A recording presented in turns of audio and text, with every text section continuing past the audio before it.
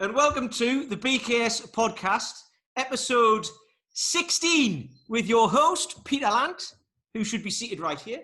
Hello. And I've got a very special guest on, Mr. James St Pierre from Unique Results in Chelmsford, who should be seated right here.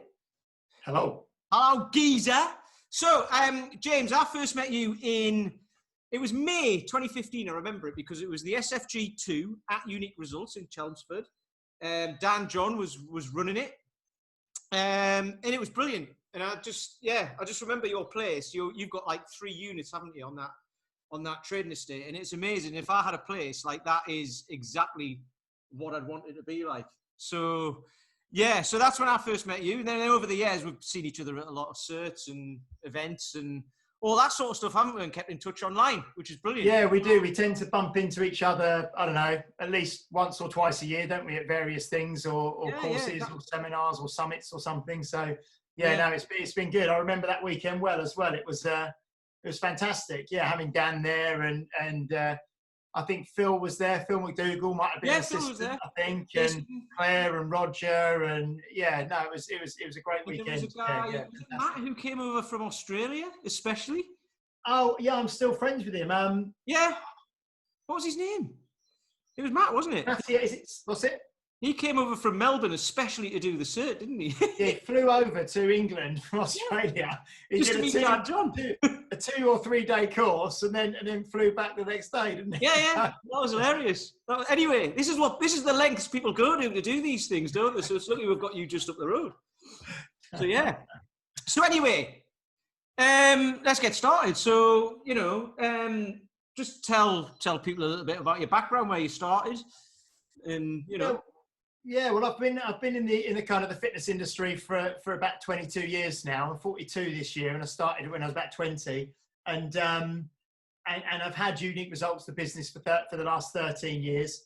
And over that time, I've kind of done everything really. I worked for about 2 or 3 people before I started my own business. I managed gyms for the local council. I've done everything from, I used to teach Aqua Aerobics back in the day. Yeah. Used to teach Aqua Aerobics, spinning, but yeah, did everything from working in GP referrals, so working with people with lots of medical conditions and injuries, and people rehabbing from strokes and hip replacements, knee replacements, that sort of thing. And started the business 13 years ago, and it's been going well ever since. And I think, like you say, I met you probably about 5 years ago, and I really reflect on sort of how much I thought I knew 20 years ago, and then like everyone, like yourself, I'm sure, the more time you spend in the industry and the more people you meet and the more mentors you meet, you realise kind of, you've still got so much to learn, and you literally knew nothing back then when you were young, and you thought you knew it all. But no, it's been an amazing journey, and it's something I love to this day, and 100% passionate about. So it's very blessed to be able to do this for a living, Yeah, good man. I mean, obviously, I've only been in the industry for 7 years, which might sound like a long time to some people, who don't train and what have you. But like, it's no time at all, And like you say, I've been learning over the years. Like, the more you learn, the more you realise that you don't know. It's just amazing. Yeah, I mean, the thing is though, 7 years is good, because a lot of people. When I first started, sort of over 20 years ago, there wasn't really there weren't personal trainers then, certainly not to the extent that there are now. Personal training wasn't a thing back then at all. You did your kind of level 2 gym instructor course, and you just kind of worked on the gym floor, doing inductions for people and talking to customers and trying to look after them and writing programs for them. But personal training wasn't a thing, it just wasn't around. And now, and I quite like, and I'm happy that I went through that process of working for 8-9 years, whatever it was, for other people before opening the business, because I really kind of, I suppose it wasn't really even that I got to hone my craft in terms of coaching, but I just got to work with lots of different people and meet lots of different people and talk to lots of different people and know how to give good customer service, Which is, it's not sexy, but it's kind of it's what really helps you, especially if you want to have a long career in this business. And what I was going to say right at the start is most people now, because of the way, you do a level 3 PT course in, I don't know, somewhere between 6 and 12 weeks, maybe less. You come out, you think you're going to make millions, but most people drop out within a year of qualifying, because the competition out there is so high, but the standard out there is so low. People in general, they drop out, and very, very few. It's probably the top 5% who make it to, certainly 5 years plus. You know what I mean? Yeah. I mean, that's the thing. I had a previous life anyway, and a job and everything, so I had I had a little bit of money behind me. But I understand, like young guys and girls who are getting into it in their 20s and what have you. It's a hard living. It's a hard way to make a living, and you have to, there's a lot to learn. And it's quite you can feel quite insecure in it. I definitely did when I first started out, but I obviously had, I was in my 30s, so I had a bit of life experience behind me. But if I didn't have that, I would have given up years ago. Sorry. No, I was going to say, so you started when you were when you were 20. So how did that come about? What were you up to in those days? All in the distant past. All those years ago. Yeah. Well, I wasn't really. I was into art and stuff really when I was growing up, art and design and graphics and that sort of thing. Yeah. And I kind of and I went to college. I did like a kind of a graphics course. I went to university in Northampton and was studying graphics there. But I got into playing rugby at university. So kind of around Northampton and that areas and Midlands and up, there's loads of rugby there. There's not really as much. There was never really where I grew up down in the sort of southeast. Rugby's not a big culture down here. But I got into playing rugby. And I got into going to the gym. I mean, I'd always gone to the gym from my kind of mid-teens, and done stuff at home. But I started going to the gym at university, going to rugby, playing rugby. Really enjoyed that. And also, I think I came to a realization that graphic design and art was very much. It was again a long time ago, but it was really just moving. You were just sat in front of a computer, basically. Do you know what I mean? You were going to be sat in an office on a Mac designing stuff all day, and that's all you'd be doing really. I knew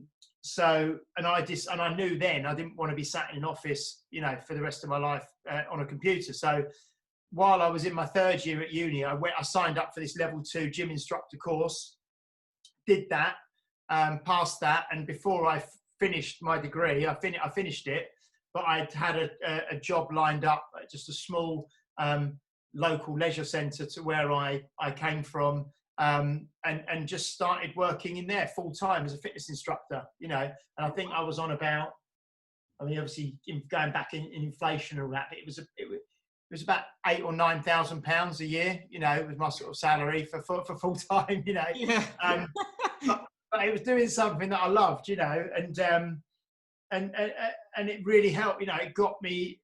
The first place I worked was a little place called Malden in Essex, very sort of older population. And I was working with lots of people in their, 50s, 60s, 70s, and loved it, and really got to know how to talk to people. And I like chatting to people anyway.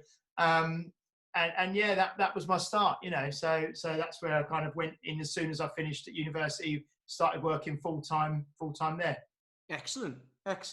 So what about you? What were you up to? As in, what was your training like back then? What were you into? What was your thing? Well, again, back then, I started through when I was a teenager. I used to do like martial arts and kung fu and things like this. Then I played rugby through uni, and then afterwards I came out and I was basically just working and just training like in the gym. I didn't really have a focus for myself. But back then as well, it was the way you got taught to teach everything, and the whole of the fitness industry was basically around. It was before there was the phrase functional training. It was before that. So it was. Yeah. We still don't even know what that means now, anyway. So yeah, no, but before that whole kind of revolution of you should even just using more compound movements. It was all isolation machines. You had like almost like it wasn't a bodybuilding training split, but you train everyone with okay, so we're going to do a push. It wasn't even you got to do a push, we've got to do a pull. It was like, right, you're training your pecs now, you've got to train your rhomboids now, you've got to do, your shoulders, you've got to do your quads, you've got to do your hamstrings, you've got to do your calves, it was properly splitting everything up. And you'd be writing you'd be writing these 60-year-old ladies, these 3-day training splits for, splitting everything up into individual movements. And it was ridiculous. This is when there was no Facebook and all that, so everyone had loads of time on their hands. Yeah, there was no, before social media, so yeah, it was funny. Just standing there over some like granny going, one more rep, come on, you can do it. And obviously, because you're young, you're really enthusiastic, and you're getting people to do, these sort of drop sets and pre-exhaust sets and all this sort of stuff. It was, it was stupid. But then again, you learn and you realise it was funny now when you look back at it. But yeah, then in my 20s, I'd always been interested in boxing and that sort of thing. But I'd never really, it was probably my mid-20s, I got into amateur boxing, and I joined my local club in Chelmsford. Then I moved to Brentwood and Ongar and had 10 years kind of, amateur boxing, basically do it. So then all my training geared around that. I was about 100 kilos when you got into really lifting weights and doing all this stuff. And I got up to about 100 kilos. And then I started boxing, and I was about 96 kilos when I started boxing. And I ended up, my trainer basically, I was just a lump of rubbish, really. Do you know what I mean? I was going to say that at 96, you need to be pretty nails at 96. You're up against some big lads. Yeah, exactly. So I ended up boxing. My first fight was I'd lost loads of weight. My first fight was at 75 kilos. My second one was at about 72 kilos. Then I had one at about 71 kilos. Then I went down to 69 kilos, 68 kilos. And I ended up, when I was boxing kind of at my best, I was boxing at kind of 64 kilos, so 10 stone basically. Jesus Christ, that's less than I am now, and you're much bigger than me. So I ended up going, but I felt I was so fit and so lean and so like trim, and there was nothing on me that didn't need to be on me. Do you know what I mean? It was, I used to diet to get down to that as well, to weigh in at 64 kilos. And then I'd eat and drink and whatever. And then I'd box later that night. But that was a great time for me to really understand as well, to be able to take myself from, say, nearly 100 kilos down to 64 kilos. And now I'm kind of settled somewhere in the middle. I'm around 80 now. Do you know what I mean? Which is kind of a comfortable weight for me I can walk around comfortably at, say 80 to 84 kilos, but I do feel better when I'm maybe 78, 79, but then I just need to be a bit more conscious of what I'm eating and drinking, That's a great way to look at it, because right now I'm about 72. I like being at 70, and I much prefer being towards 68, because then when I need to do my half body weight press, it's a 32 kilo, right? I can do that, no problem. Any heavier than that, then it's a 36, and then it becomes a bit of a struggle. But yeah, I'm just about 71 now. 70 is about where I like to be. And then if I need to get lean, I'll go to 68. Not that I ever do. So I've got like a 4 kilo window, and you've just said there's about 4 or 5 kilo window, which is what I try to explain to people when they say, like, I need to lose loads of weight. It's like, do you? So 4 kilos is what? It's over half a stone, isn't it? So my weight will fluctuate easily, half a stone. I can lose half a stone like that. I can lose it in a couple of weeks if I wanted, just by being disciplined. But then obviously I've had years of practice of learning how to do the nutrition and all that, and not having that horrible relationship with food. But it's when people have got like an awful relationship with food, and they go, right, I'm going to focus on losing weight. It's like, let's focus on, because you do a lot of the mind, like I know you do a lot of the mindset stuff. I don't know how you do it with your guys, but I know you do it with like yourself, with like some of the books I've seen you read, and I've seen you recommend books and all that, and I've read them, the 4 pillars, and was it the 4 pillars? The 4 pillars? Four agreements. The four agreements. Yeah. That one, and then there's like loads of other stuff, and it's kind of how to get over yourself, basically, before you even start to think about, right, here's the weight I want to be at, and you can do that as part of the journey, But obviously, you've got to recognise that that's a thing, which it takes a lot of people a long time to get into that, I think. So I think what you said about for me anyway, I have to have a bloody good reason to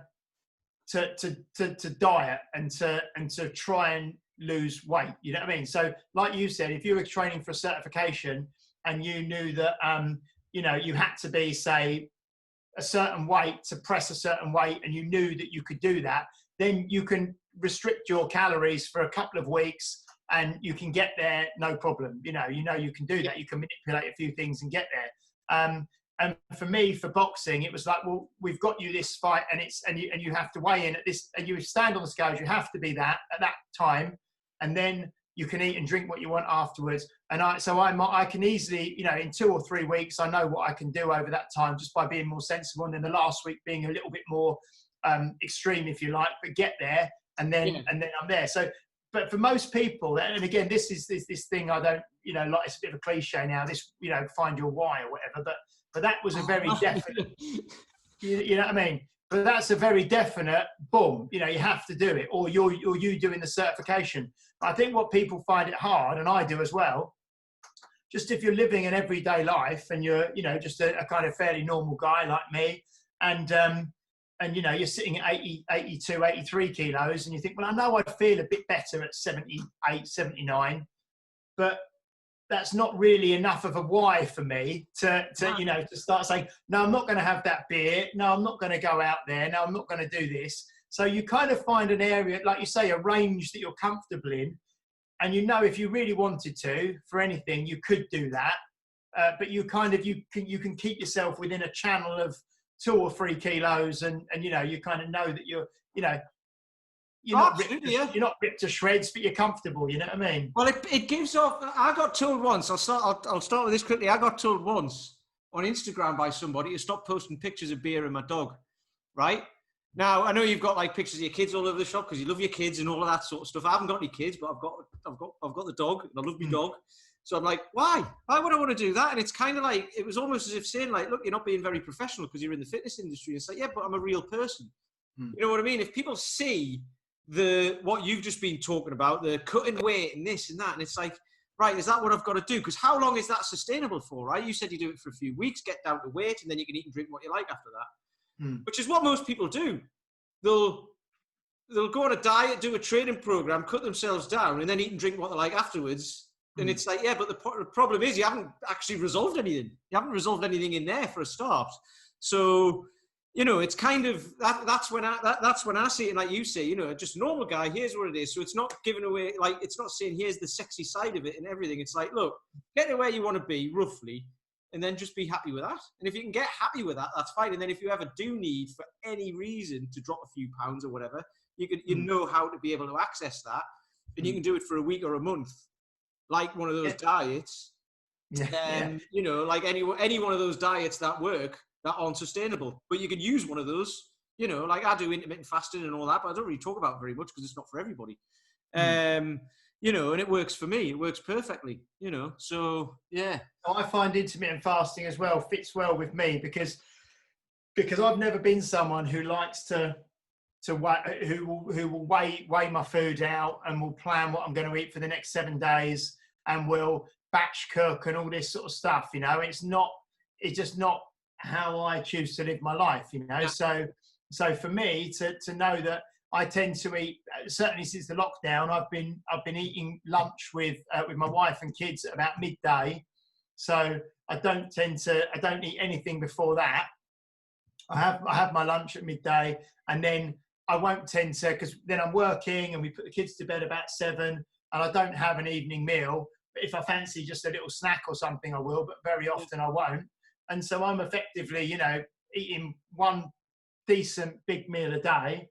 And that's just kind of works for me, and I don't, at that meal, I don't think, oh no, I can't have any of this, I can't have any of this, I can't have this, I'm a member of CAMRA as well, you know, the Campaign for Real Ale. So I like my ales and stuff as well. Yeah, I've seen that. Yeah, that ruby. Yeah, I've got the ruby ones. Really. Every time you post them, I'm like, I've had that. Yeah. So you know, I mean, I like, you know, and again, another thing, like you were saying about for your guys, I know that you specialise in working with guys over 40, don't you? I mean, I again at the start of lockdown, it was quite easy just to get into the habit of I'll just have a beer in the evening, you know, just one, but just sit and, you know, it's almost like a chill out at the end of the day. And then very quickly I realised I don't want to do this every day. So I thought, well, I'm going to have four beers a week, yeah? And that's what I had. And I go down to the local shop on a Friday, choose which 4 I'm going to have, and there's different ones each week maybe. Bring them home, put them in the fridge, and I know that, well, I've got those 4, and that's what I'm going to have. And if I want 4 in one night, I'll have 4 in one night. But I never do, because I'm a bit sort of OCD. I have 1 a night for 4 nights, and I really enjoy it, you know, and that's it. And I enjoy it, and it's moderated, and I'm a real person, and like you say, I wouldn't hide that from people. I tell people that because I don't live like a monk, and I don't expect other people to live like a monk. You know? You look like one, but you don't live like one. Hey, there you go. Right. So anyway, what I was going to say on that is perfect. I've got 2 things on that. There's a guy who is doing my 28-day challenge at the minute, and he was saying his problem is volume of food, right? And he's in his late 40s, I think. And he's just like, I can't, he goes, he does all the cooking, makes all his own food. He's got 4 kids and all that. And, you know, he's like, all these kids running around and blah, blah. So it's not much time, but he cooks from scratch. So I'm like, right, so you're eating healthy food. You're just eating too much of it. So just have 2 meals a day. Simple as that. 2 big meals a day instead of having lunch and, you know, breakfast, lunch, dinner, and probably snacks in between. And he's kind of been looking at that. But obviously it's hard for people to do that straight off. This is like for 28 days, you know, it's like, you can't really make a massive change in that time with your mindset. You can make a decent change, or you can make it a start, but you can't ingrain it as much as you want to over the period of time. It's kind of the beginning. But yeah, it was to have like 2 meals a day. And I had a guy a good few years ago, actually, who, when he first joined, he was doing my sessions out in the park, and he used to, when he'd go out, he'd put in how many beers he was going to have that night. He'd have it all set out in his calories, and he'd be like, I'm going to have 4 beers tonight. And so when you're in the pub or whatever, you want another beer? Yeah, I'll have another one. He used to like, he'd be in the pub for 4 hours, so he'd have 1 beer an hour, rather than just one where he'd end up having 8. Or whatever, which makes you feel better in the morning.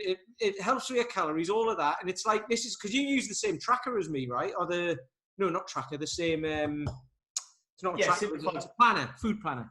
Yeah. The online thing from Mike. And it's brilliant because it's like we said, and like you've just said there, you plan your food. So rather than using MyFitnessPal or something and saying, oh, here's what I've eaten.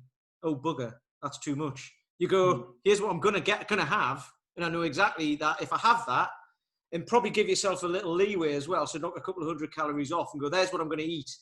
And I might have the odd snack here and there if I get hungry. And then it's like, bang, you've got it, haven't you? Yeah, because I know Mike wrote a piece, didn't he? Or he might have spoken, I can't remember, but about the difference between planning and tracking. You know? Yeah, I love that.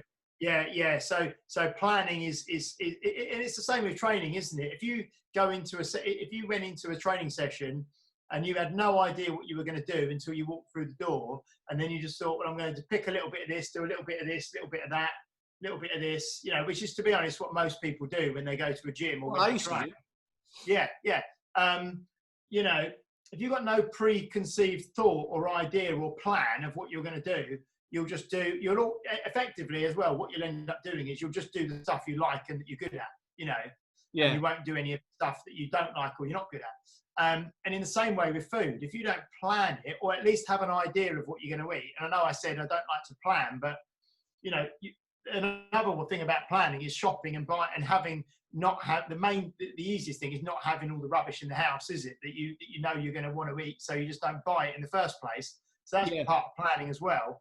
But yeah, you know, if you just eat what you want and then track it afterwards, then that's that. You wouldn't do that with training. Well, you shouldn't do that with training. I know lots of people do.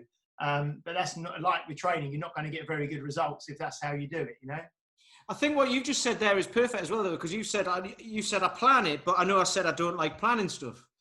But the way you've planned it is, it doesn't matter what you eat because you've planned it in the number of meals you have a day. So you've managed to find a way around not having to plan, not having to say, right, I've got to have this many calories for this meal. You don't have to worry about that. Yeah. Because the way you do it and the way I do it, it's kind of quite hard to consume too many calories if you just have 2 meals a day. It's really hard, actually. I've tried.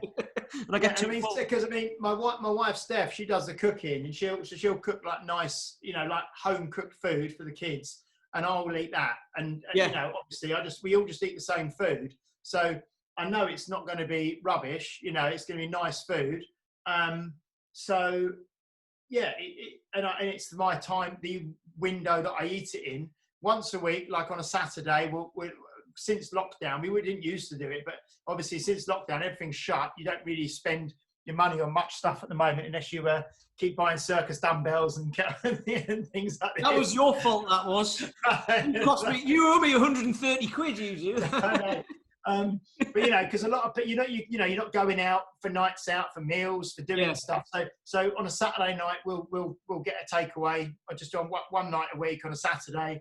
And again, that's just become something quite nice that, kids go to bed about 7 o'clock. I'll drive down, pick something up, 7:30, we'll sit down and that's once a week, and it's just a manageable way of doing things. Yeah, me and Sean have been doing that on a Saturday. We've been alternating between the Indian and the Thai, like every other week. Because also nobody, the local businesses as well, and people are like, once they're all shut down, it's like, what do you do? And we just looked up, is there anywhere still open that's doing takeaway? And in week 1, there was a curry house down the road, Mantra, was doing takeaway. We're like, right, we're going to go there.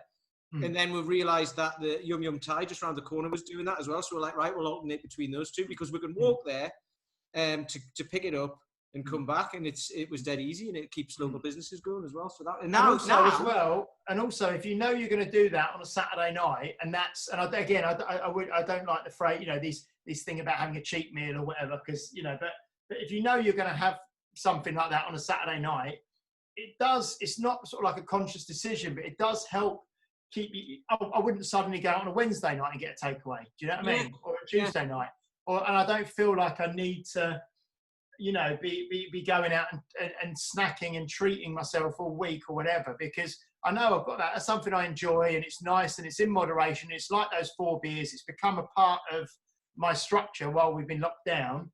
And it's sustainable, it's controllable, it's manageable, it's enjoyable, and it's good, That's the other thing, you get more enjoyment out of it as well. Last week, so Sean's a teacher. The funny thing is she's only been going in once a week to work because they've had the key worker children in and all that. This week's obviously different, but so she's been going in once a week, but it was half term last week. And we had a beer every night because it's kind of like on holiday, isn't it? We didn't go anywhere doing anything. It wasn't nothing was that much different. And by Saturday, I was having a beer on Saturday and I was like, I'm not enjoying this because I've had it every other. There's nothing, the more you do something, the less of a treat it becomes. And not like you need to treat yourself and all that, but, people say, oh, you're not a dog and all that, and you're not a pet. And the more you do it, the less enjoyable. The more you do it, the less enjoyable it is. You know what I mean? Yeah, because you don't look forward to it, and it's not sort of exactly. Yeah, cool. So anyway, I was going to say there was a great thing. I've just remembered this when we were talking about, because you were saying I mainly train guys over 40s, in their 40s or 40, 50, and you're kind of similar. This is one of the reasons why I wanted to talk to you as well, because your unique results is very similar, isn't it? It's kind of people who maybe used to be in shape or have never been in shape, but have reached an age and they're like, do you know what? It might be too late. And there was a thing I saw, and you had a lady, you posted a video of it, and it was a lady, I don't know how old she was, but she wasn't very mobile, and you just had her with a bench in front of her, putting her hands on the bench and kneeling on the floor, and then getting back up again, and then putting one hand on the bench and kneeling on the floor, and getting back up. And that reminded me, there was a lady, when I used to do some stuff in Fitness First, years ago, and there was a lady I had for a session in there, and she said, I just want a routine so I can go off in the corner, put my headphones in, forget about it, And I was like, okay, I can do that, but it's not going to get you very far. But anyway, I went back in there a couple of years later, and one of the younger guys had her trying to do pull-ups from a bar, and he was holding onto her and pushing it and all that. And I was like, well, that would have been me 20 years ago. well, no, but you know what I mean. And I was like, really? So then when I saw that with that lady, I was like, that's basically all you need. Just learn to get up and down off the floor, and that'll save your life in the future if you slip over or whatever, you know. Yeah, I mean I know that lady's name's Leslie, and she's absolutely lovely, and yeah, she's in certainly in her 50s, yeah, and obviously we've both met Dan John a few times, and he talks a lot about the importance of being able to get on the floor and get back up as you get older, and how it's a life skill. And yeah, so we do something, and probably a lot of your members will know about, or your listeners will know about, a Turkish get up, you know. Yeah. How to do a Turkish get up, and so because we really specialise in. I market mainly to people over 50, yeah. So it's men and women over 50 who've actually never enjoyed exercise. You know, they've never really enjoyed exercise. They've probably never been, you know, super fit. They've never really been particularly sporty. So we get some people who have in the past. So it's either they're new to exercise, you know, in their 50s, or they're returning to exercise having not done it for decades. Yeah. So yeah, something like a Turkish Get Up, I love doing them, and we get some people doing them. But for most people, you just need to regress it right back. And a lot of people that I work with, especially, we've got people who've had. I mean, I remember working with a lady with, you know, we've got people with two knee replacements or two hip replacements. Biggest case was 2 hip replacements, which is really hampers your mobility. And those sort of people are terrified of ending up on the floor because they won't be able to get back up. You know, actually, it's something that is a genuine. They're genuinely scared of it, because if you fall down on the floor and you can't get yourself back up, and it's mainly to do with how it will make them feel, because a lot of the time there will be someone there who, if you're in a street, even in this day and age, someone fall over, someone's going to come over and help you get back up. But it's then how powerless you feel, and how weak, and how embarrassed, and how self-conscious, and all that sort of thing. So it's a big thing for us that we really get people. And like you say, a lot of people are okay getting down and getting back up if they've got a chair or a sofa there. So yeah, I was just working using the bench to put both hands on the bench, one knee down, the other knee down, coming down onto all fours, rolling onto your back, then being able to, you know, similar to a Turkish Get Up, bring one leg up, roll over to your front, come back to all fours, put your hands on, step, stand up, and then gradually you end up, you know, taking the bench away, and people could do it. And so it's something, and that's why I like working with older people, and why when I first started, even when I was back 20, working with the older people, I loved it, because you can really have a life-changing impact on people's lives. Yeah. You know, yeah. There's a lady who I work with online who, she's awesome. She's brilliant. She, when I first started working with her, I mentioned it, and she's early 50s. I think she was 50 when she started. And I mentioned about falling over and being worried about it. And she said she worries about it now at 50. And I was like, okay, that's not old, but she worried about it. So I had her doing, not Turkish get-up, she's doing them now, but she was doing kind of the rolling 45s and all of that, like to begin with. The getting up and getting down off the floor, basically. Then some started advancing it a bit. And it got to winter, and she slipped over in the street and just got straight back up again. And she messaged me, she was like, I've just fallen over in the street and got back up. She goes, what was I worried about? You know, and it was like, and then that confidence all of a sudden is then, right, it's there.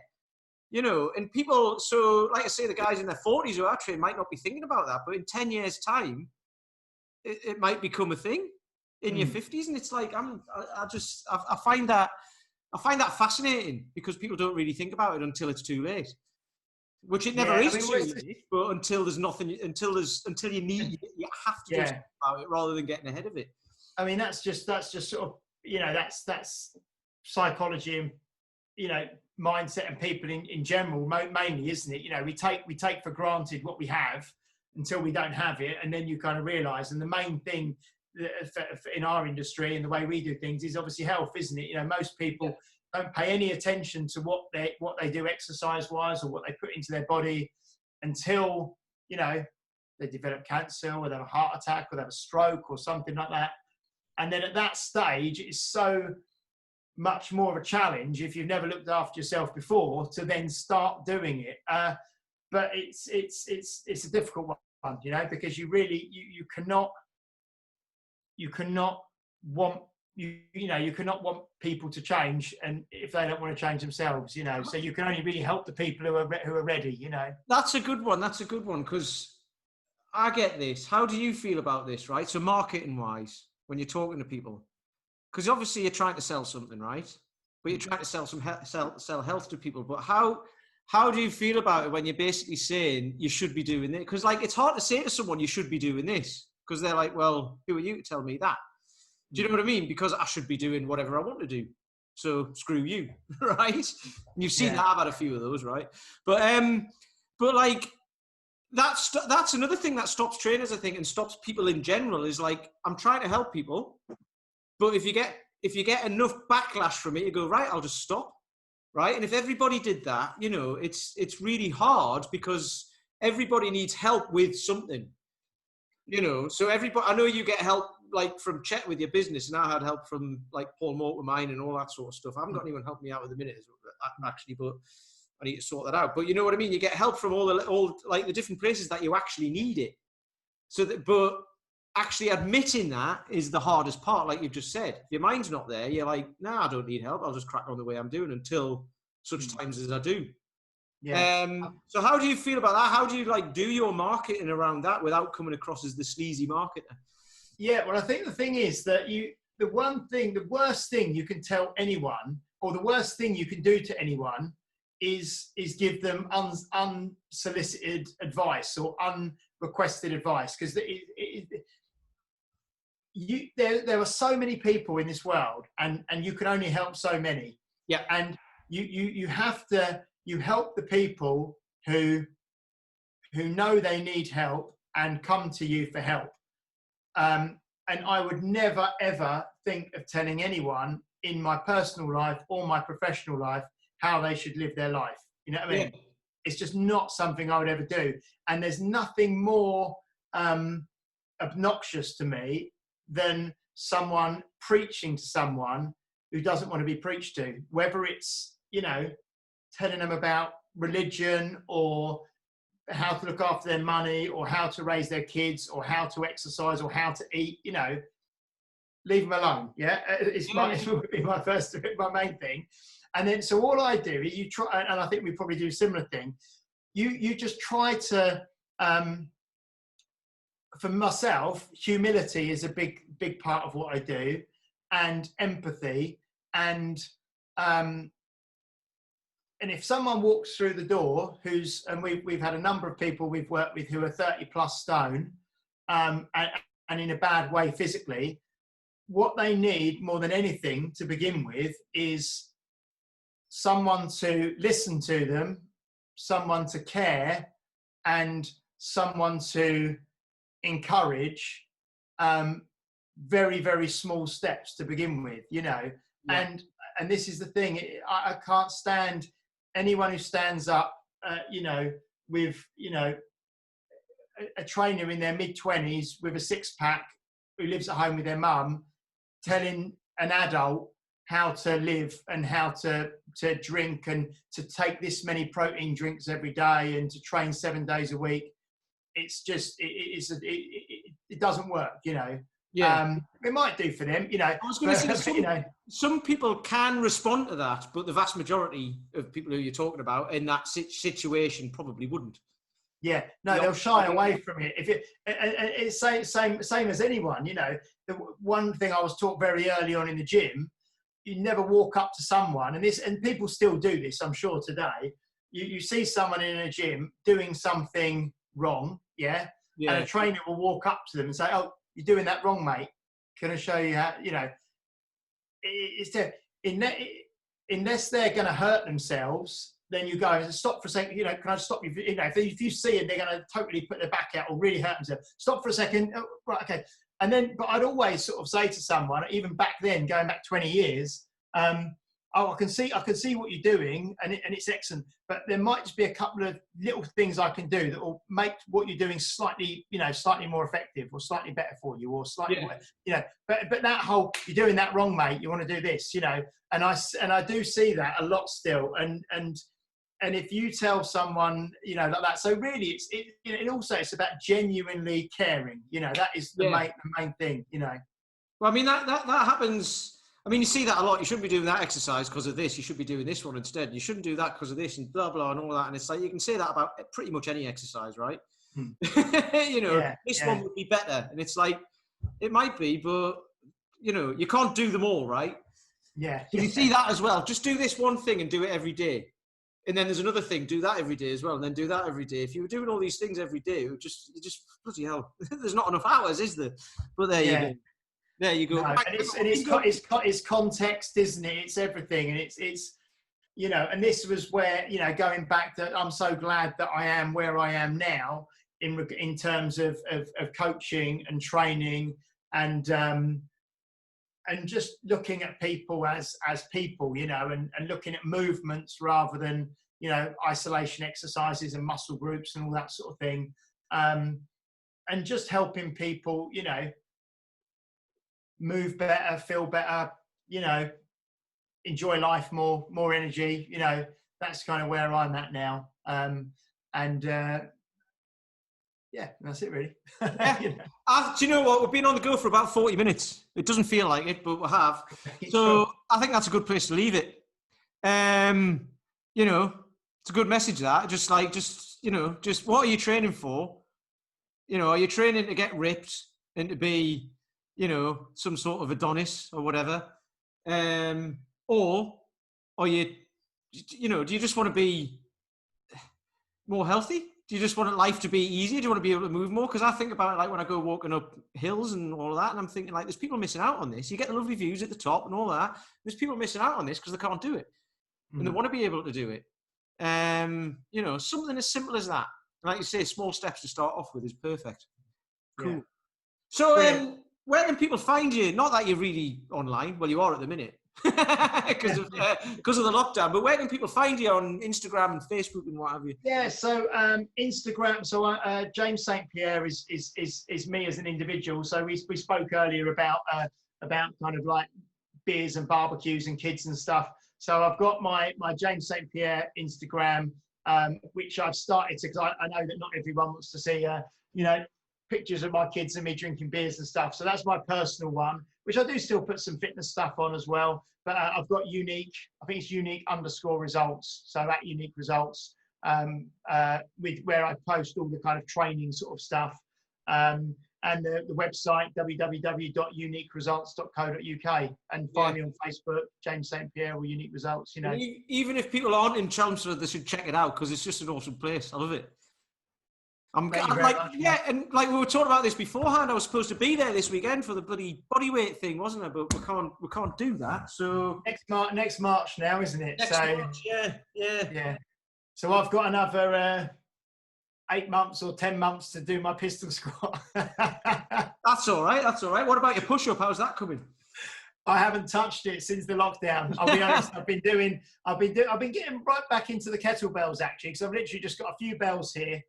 And I've been really enjoying just doing some more kettlebells at home in the garden. So that's been really good. So I've got some ideas now for the next sort of few weeks of how to start doing some pistols and press ups and stuff again. So it's good.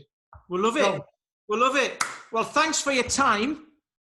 And thanks for your time, and thanks for inviting me on. It's been great. No worries. And honestly, like the amount of stuff we've got to talk about, I'll invite you back on at some point. if you want to, you don't have to. I would love to. Yeah, anytime, mate. Anytime. No, it's cool. It's just good to chat, seeing as I'm not going to see you for another year. Yeah. Right then, mate. Have a good one. Thanks for coming. And I'll see you online. You too, mate. Cheers. Thank you. Ta-ra. Bye.